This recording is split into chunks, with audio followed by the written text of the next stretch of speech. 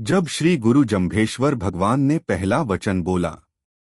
जब श्री गुरु जम्भेश्वर भगवान इस धरती पर अवतरित हुए तो वे जन्म से ही एक विशेष चेतना और गूढ़ शांति से युक्त थे।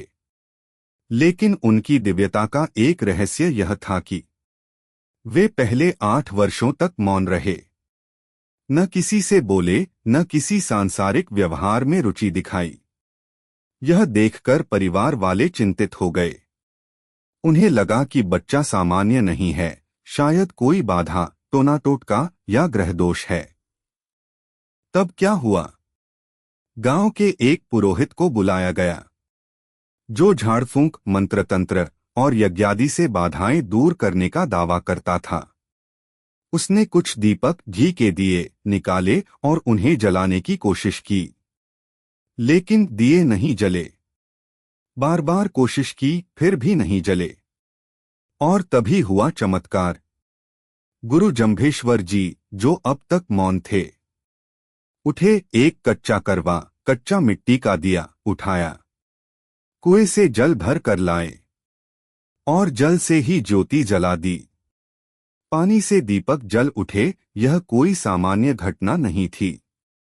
यह उनकी आध्यात्मिक सिद्धि और दिव्यता का पहला प्रत्यक्ष प्रमाण था। और फिर वहीं पर पुरोहित को संबोधित करते हुए उन्होंने अपने जीवन का पहला वचन शब्दवाणी एक बोला, जो कि सच्चे गुरु की पहचान और आडंबर से मुक्ति का संदेश है। ओम गुरु चिन्ह पुरोहित। गुरुमुख धर्म बखानी। हे पुरोहित, ओम से ही ब्रह्मांड की उत्पत्ति हुई है। सच्चे गुरु को पहचानो, न कि केवल वेदी पर बैठने वाले को। गुरु वही है जिसके मुख से जीवन को बदल देने वाला धर्म प्रकट होता है, न कि केवल विधियों और कर्मकांडों का उच्चारण। जो गुरु होयबा सहजे शीले, सबदे नादे वेदे तिहि। गुरु का आलिंकार पिछाणी। गुरु वही है जो सरल हो, विनम्र हो और आडंबर से रहित हो, जिसमें शब्द, ज्ञान, नाद, ध्वनि और वेद आत्मिक तत्व समाहित हो। ऐसा गुरु ही असली आभूषण है, उसे पहचानो, बाहर के गहनों को नहीं। छव दर्शन जिहि कै रूपण थापण, संसार बर्तन निज कर थरप्या। सो गुरु प्रत्यक्ष जानी, जिसके दर्शन मात्र से चेतना जाग जाए, जिसकी उपस्थिति से संसार को देखने का दृष्टिकोण ही बदल जाए।